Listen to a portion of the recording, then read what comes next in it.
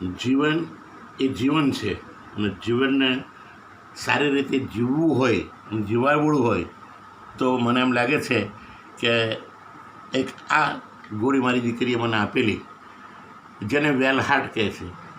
મારી 78 વર્ષની ઉંમર છે. હું રિટાયર્ડ પ્રિન્સિપાલ છું. રણછોડભાઈ માસ્તર મારું નામ છે. સોમા તલાવ, વડોદરા, ભૂમિનગર 4 નંબરમાં રહું છું. મને 3 એટેક આવ્યા. 1995માં એટેક આવ્યો, 2006માં એટેક આવ્યો, 2000માં એટેક આવ્યો. 2006માં તાત્કાલિક ઓપરેશન કરવાની જરૂર જણાઈ. હું 12 દિવસ અનકોન્શિયસ રહ્યો હતો. 13મા દિવસે મારું ઓપરેશન કર્યું. ઓપરેશન કર્યા પછી બચી તો ગયો, પણ મારું હાર્ટ 20% જ ચાલે છે. ડૉક્ટર જયંત આચાર્ય મારા ખાસ મિત્ર છે. એમની દવાથી આજ દિવસ સુધી ચાલી રહ્યું છું મારું શરીર. છેલ્લા 2 વર્ષમાં મારું શરીર, મારા જે હાર્ટ છે એ હાર્ટ 10% ચાલતું થઈ ગયું છે. એટલે મને શ્વાસની તકલીફ મળતી. થોડું 5 ડગલા ચાલુ એટલે મને શ્વાસ ચડી જતો હતો. મારી દીકરી વંદના માયાવશી અને મારા જમાઈ ભરત માયાવશી એક આ કંપનીમાં કામ કરતા હતા. હું કોઈ કંપનીને માનતો નથી. ડૉક્ટર મારો મિત્ર છે એટલે મને કીધું ડૉક્ટર જે કહીએ મારે કરવાનું, મારે બીજું કોઈ કરવાનું જ નહીં.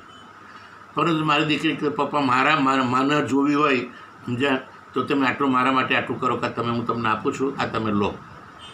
આ વેલ હાર્ટ લીધા પછી મારા હાર્ટ એટલું બધું મજબૂત બન્યું છે સમજ્યા કે આજે પણ હું હરીફરી શકું છું. મારું જે 12%, 10%, 12% હાર્ટ ચાલતું હતું એ સંપૂર્ણ થઈ ગયું.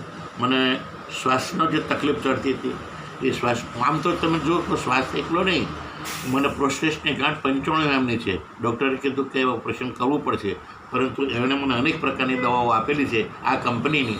એ અત્યારે મારે એને લેવાની જરૂર પડતી નથી. એ દવાઓ આ આયુર્વેદિક દવાઓથી જ મને સારું રહ્યું છે. જો મને ખાંસી થાય એટલે ખાંસી માટે એણે મને આ કફનીલ કહે છે એ કફનીલ પણ મને આપી. આ વસ્તુ મને 1 મહિનો નહીં પણ 2 કે 3 મહિના લેવાથી પણ મને સારું. આયુષ્યવાસ તમે જુઓ, આયુષ્યવાસ મેં આ 3 બોટલ મેં પૂરી કરી. અત્યારે જે મને શ્વાસ ચડતો તો 10 ડગલામાંથી નહોતું ચલાતું, છતાં હું તમને કહું છું કે આજે હું 4 વ્હીલ લઈને ફરું છું. 100 કિલોમીટર અહીંથી એક દિવસે મેં નક્કી કર્યું હતું કે અમારે રણુજા જવાનું. હું રામદેવ પીરને વધારે પડતું માનું છું. એટલે 50 વખત તો હું રણુજા ગયો છું. હજી 51 વખત જવાની બાકી, 1 વખત બાકી છે. હું બધી ગોળીઓનો પોકેટ રહી ગયો ને હિંમતનગર ગયો પછી મને યાદ આવ્યું કે મારી ગોળીઓનો ડબ્બો તો રહી ગયો, પણ છતાં આ એક વસ્તુ મારી પાસે હતી. આ અમારી દીકરી આપેલી છે આ કંપનીની આયુષ્યવાસ. એ આયુષ્યવાસ લીધું. 8 દિવસ હું રહ્યો, 5 દિવસ રણુજામાં રહ્યો અને આવતા 1 દિવસે શ્રી